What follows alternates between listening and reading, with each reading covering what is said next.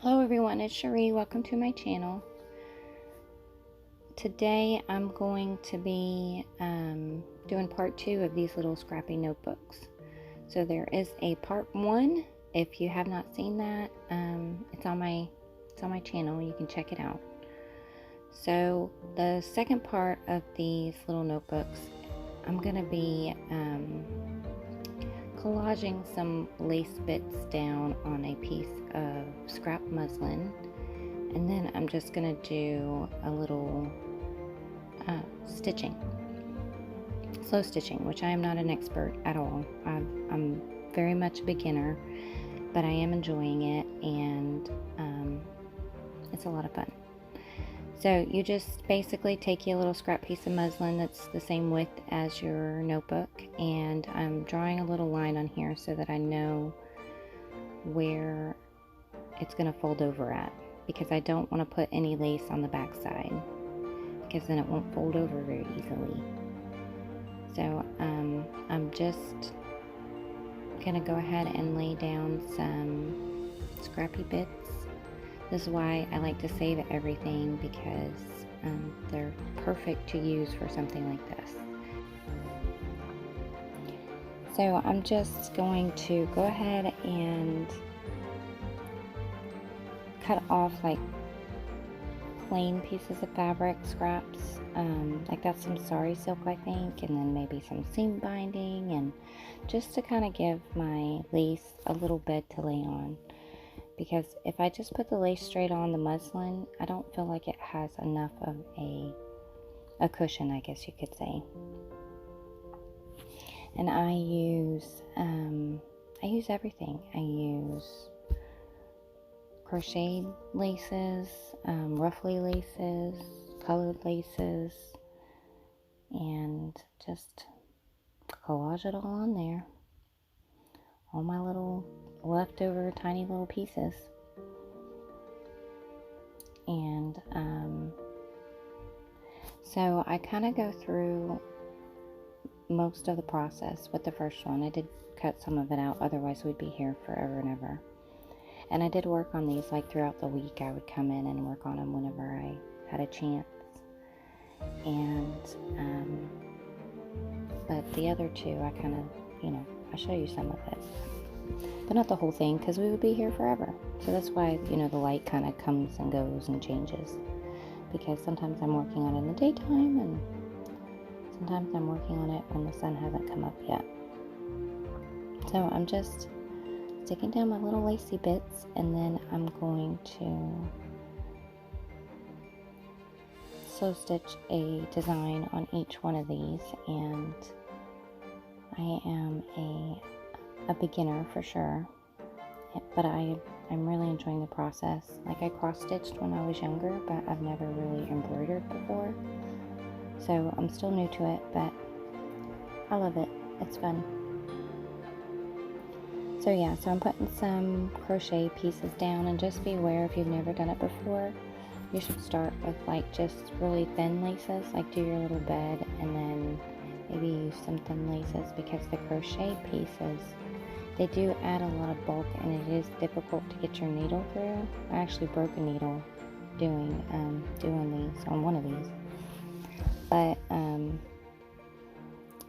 yeah, but it does add a nice texture, and it's pretty. So just be aware, if you've never done it before, you might want to try to do thinner pieces, not quite such thick pieces. And then sometimes I'll have little bits that hang down, and just kind of give it more of that little shabby look. So that was I guess that was the second one. Now I'm working on the third one. Same thing, I'm just going to lay down some blank pieces, and I'll use like that. There's a little piece of fabric, so I'll use little pops of color sometimes, and little colors of ribbon and stuff. And you can make these, like I've made them for like little tabs in my journal before, like stitched like just a little pattern on it, and put them as tabs, and they're pretty and fun, and they have all kinds of uses. So if you've never tried it, you should give it a go if you feel like it, and let me know what you think. So now I'm just going to go ahead and sew down my lace bits, and I'm just kind of going in, like a line, back and forth, back and forth. And then if I see pieces that aren't completely stitched down, then I'll go back and just stitch those little pieces down, because we want everything to be stitched down. And now I'm going to go ahead and start my embroidery design, and I wanted to find some green that matched the green in the florals on that pattern strip of paper there. So each one I try to find like some sort of color in my thread that matches the paper. So you've got book 1, book 2, and book 3 from right to left. And you guys will have to let me know which one you like the best. So what I'm going to do, I'm just going to go ahead and stitch just like a stem, basically. I'm not doing a stem stitch, I'm just doing a straight line. And this was something that I learned from Rachel at Roxy Creations. She's the one that has inspired me to even start embroidering. And she did this on like a paper collage a long time ago, but I loved the design, and I just thought it was so dainty and sweet that I use it all the time now. It's one of my favorites. So I went through, and I'm just, like I said, I'm stitching little different lengths, and I used different colors. I didn't use the same green throughout the whole thing. I added a couple of different shades of green. And then I'm going to go ahead and I'm going to just put some little dots, like little flower buds, on top of those little stems there. Not on every single one, but on most of them. So yeah, so Rachel, like I said, if you've never done it before, then check out her channel. She's got a whole bunch of tutorials, and she's really good at explaining things, and she's really good at inspiring you to kind of step out of your box and try something new, and I just love it so much. And she can do, just her work is absolutely beautiful. So I'm just going to go ahead and fumbly do my French knots, and some of them turn out really great and others turn out not so great, but that's okay, because I'm a beginner, and I give myself a little grace. It doesn't have to be perfect. I'm still learning, and I actually really enjoy the shabby and perfect look of things. Like, that's kind of my go-to, is it does not have to be perfect, and that's kind of how I like it, a little messy. So I decided to use 2 different shades of pink, and I wanted my pink to kind of go along with the pink in the flowers there on that pattern paper. So I just did some French knots all along the top, and then I think I show you a close-up.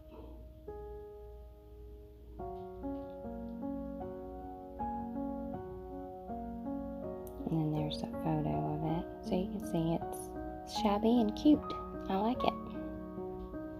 So that was the first one, and then the second one, I'm just going to start off with a lazy daisy.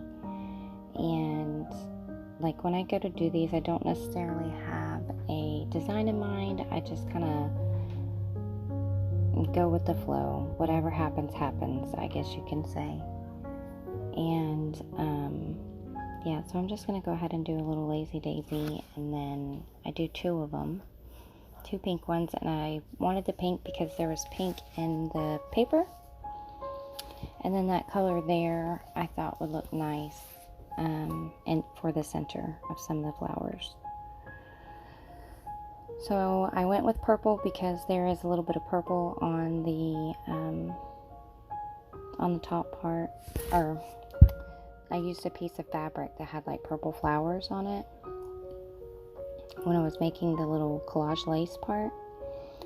So I did just French knots and made them like an actual flower, just, like a cluster of them. And then the third one, I think it's called a spider web rose. And I definitely zigged when I should have zagged on this one. But it still turned out okay. It's still pretty. I still enjoyed doing it. And, it's a work in progress. This whole learning thing. So I did that rose, and then I wanted to do another little flower, just, to make a little floral cluster here. So I'm going to go ahead and do a lazy daisy, another lazy daisy on this one. And my pinks matched the pinks in the, on the paper.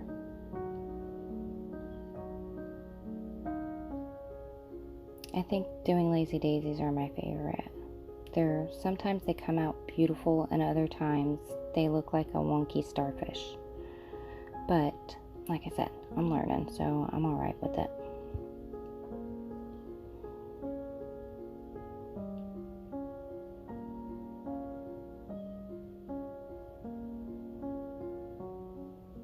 So here, I think I was just trying to decide what else I wanted to do. Like, I knew I wanted to add some leaves, and I ended up doing another little rose, little spiderweb rose, for the cluster. And I'm gonna add some leaves, and what else did I do?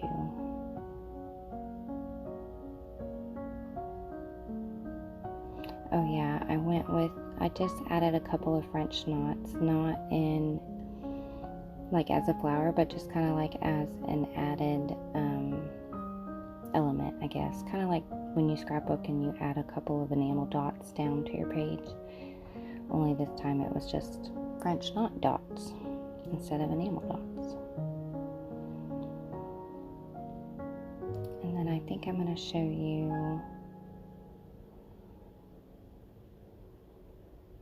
a close-up of this as well. So yeah, so these little collage lace things and embroidery pieces are, sky's the limit. You can use them in so many different ways. So here I am doing my three little knots. And that is the third one. So yeah, so y'all let me know which one is your favorite, please. I'm just curious.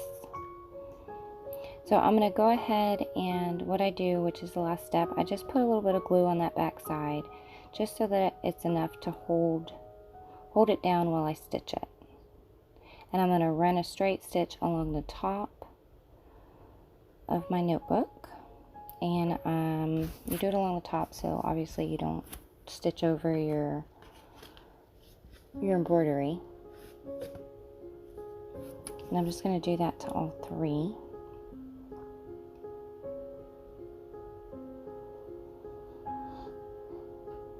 But yeah, like I said, you can do these for any kind of theme, You can go Christmas, fall, change up your colors, summer.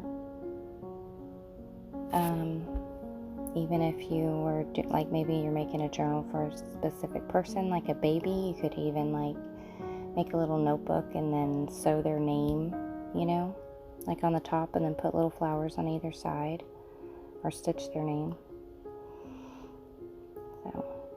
So yeah, so y'all, like I said, please let me know which one is your favorite. And these do take time. Like I said, I think I was working on it throughout the week, just kind of a little bit here and a little bit there. But it's fun. And you're using your scraps, that's, the best part about it is it's all scraps, literally all scraps. I even used some leftover thread that I had laying around. So, but yeah. Well, that's it. I hope that you guys enjoyed this video. I hope that you guys have a blessed day. Thank you so much for watching, and I hope that you guys have a happy Easter or have had a happy Easter, and I will catch you in the next one. Thank you so much for watching.